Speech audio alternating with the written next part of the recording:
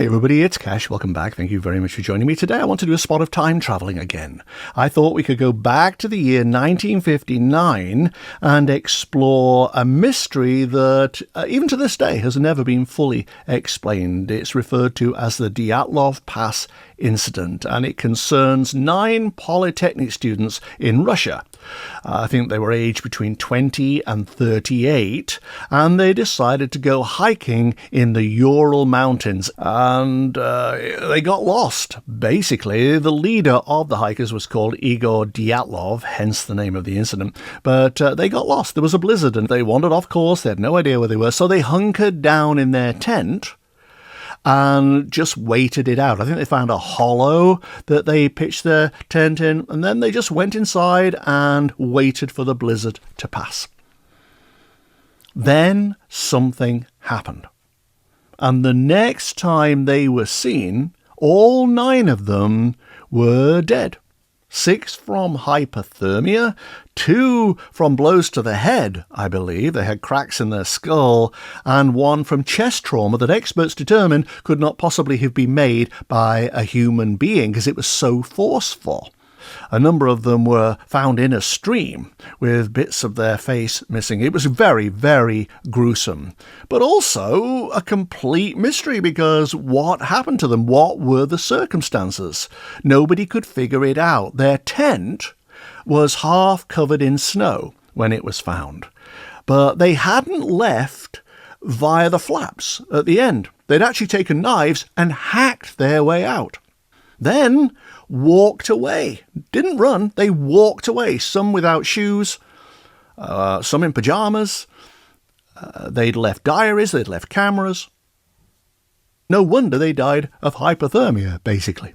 One suggestion was that there had been an avalanche, but people who know about such things said no. Even if there had been one, the shape of the land meant that it would actually have gone straight past them. And anyway, if there was an avalanche, why did they simply walk away in a calm fashion? Why didn't they run? Why didn't they panic? And I thought, I wonder if I can go into the energy of that February night in 1959 and see anything, hear anything, feel anything. So that's what I did.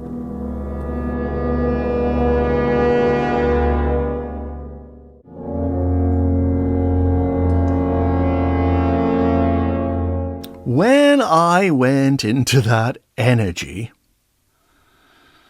I felt, and this is the weird thing, I felt 2 things. Firstly, fear of something, but also shame. Or possibly guilt, but shame or guilt. It seemed to me that somebody came out of the tent and saw something. They'd heard something initially, like a droning noise or a throbbing, something that was very strange and made them get out of the tent and go and look. But when I turned around, way up above where the camp was, there was something turning. A big black disc suggesting something mechanical. But it made a noise, either a throbbing noise or it made some kind of whining noise. And the feeling the person had when they saw it was, oh no, we shouldn't be here. Oh no, what if they find out that we've seen that? Something like that. So there was the person, the cause of the noise, something mechanical or whatever, like a helicopter or something like that, and then that feeling that followed, like, oh my God, we better not be seen here. There may have been lights as well. Guys, we've got to get away. Come on, now. Don't waste any time. They're coming. Whatever it was. And it's possible that depending on what the noise was, either the throbbing or the droning or the whining, whatever it was, that it was of such a nature that it could dislodge snow. Because there's such a thing as what's called a slab avalanche. As I understand it, there's snow, which is compacted on the ground. Then it freezes in such a way that it puts a crust on the top of it. Then there's more snow, and that snow that's on top of the crust can slide if it's dislodged, because it's not stable, it's not connected to the snow underneath. That, I believe, is a slab avalanche. And this noise, whatever it was, seemed to dislodge snow onto the tent. So the snow comes down, they have to hack their way out of the tent because they can't get out the other way. And they go, not running, but they go fast into the night. Fear and shame or guilt. We shouldn't be here. Quick, if we're caught, something.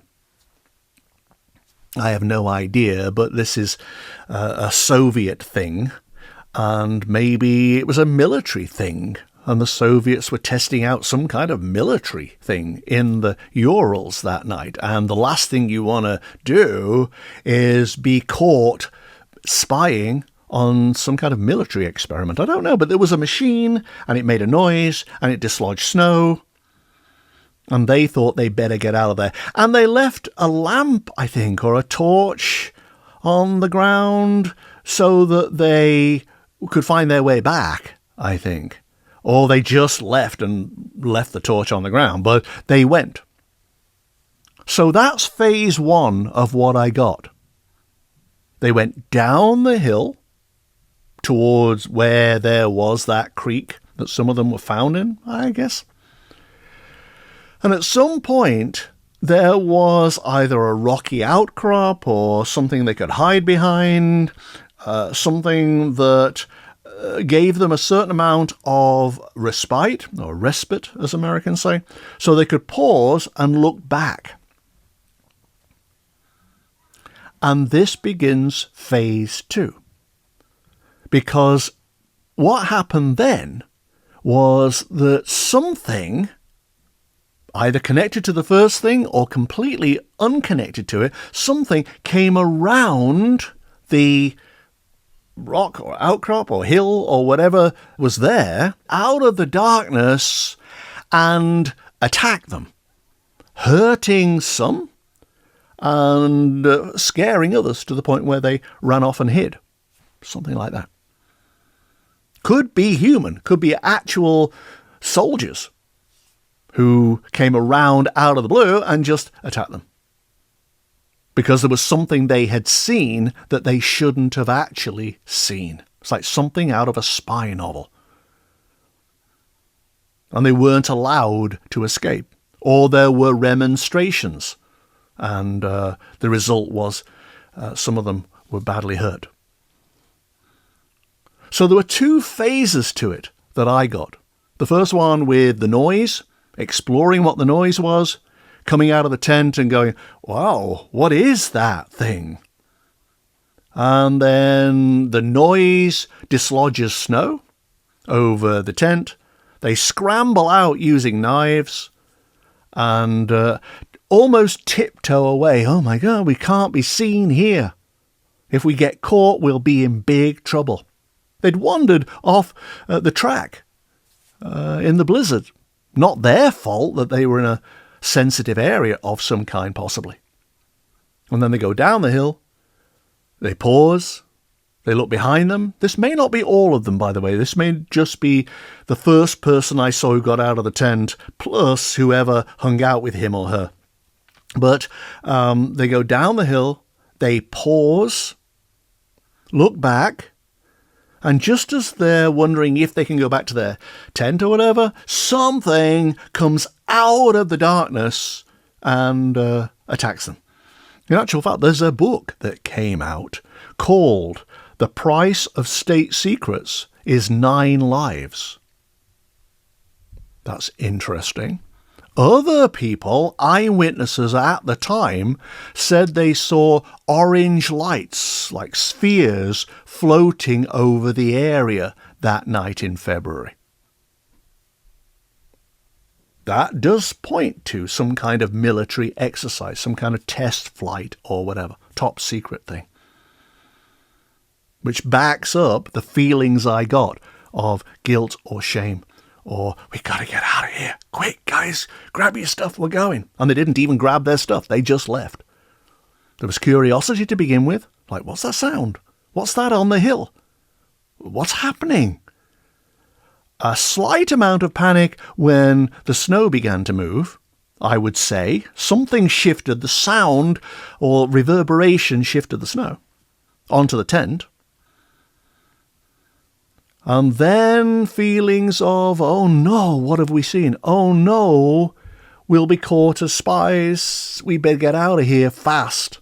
Imagining that they'd come back almost immediately and reclaim their stuff. But they had to get out of there because the dangers that faced them if they were caught as spies, the consequences of that far outweighed what would happen if they just crept into the night and hid for a while. And then shock and terror or whatever when something came around the corner and attacked them. It may have been an animal, and human beings weren't actually involved in this. But it's certainly very odd, and those feelings were so strong of fear and isolation and a sense of having seen something they shouldn't. And now they couldn't unsee it. That's what that felt like. Alrighty, thank you very much for watching, and I'll see you again next time. Bye-bye.